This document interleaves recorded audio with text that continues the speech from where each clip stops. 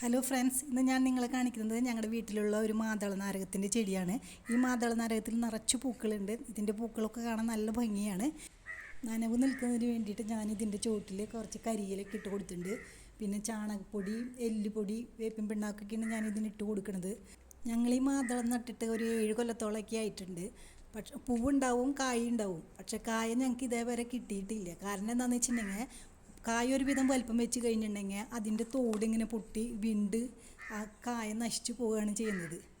ഞാൻ പലരോടും ചോദിച്ചു, ഈ മാതള നാരകമുള്ള വീട്ടിൽ ചോദിച്ചപ്പോൾ അവർക്കും ഈ പ്രശ്നങ്ങളൊക്കെ ഉണ്ടെന്ന് പറയണ കേട്ടു. ഈ വീഡിയോ കാണുന്ന നിങ്ങൾക്ക് ആർക്കെങ്കിലും ഇതിൻ്റെ പ്രതിവിധി അറിയാമെന്ന് വെച്ചാൽ ഒന്ന് പറഞ്ഞെന്നുള്ളൂ. നിങ്ങൾ ആദ്യമായിട്ടാണ് എൻ്റെ ചാനൽ കാണുന്നതെങ്കിൽ ഒന്ന് സബ്സ്ക്രൈബ് ചെയ്തോളൂ. പിന്നെ ഇതിനുള്ള ഉത്തരം കിട്ടുമെന്ന് പ്രതീക്ഷയോടുകൂടെ ഞാൻ നിർത്തുന്നു. മറ്റൊരു വീഡിയോ ആയിട്ട് പിന്നെ കാണാം. താങ്ക്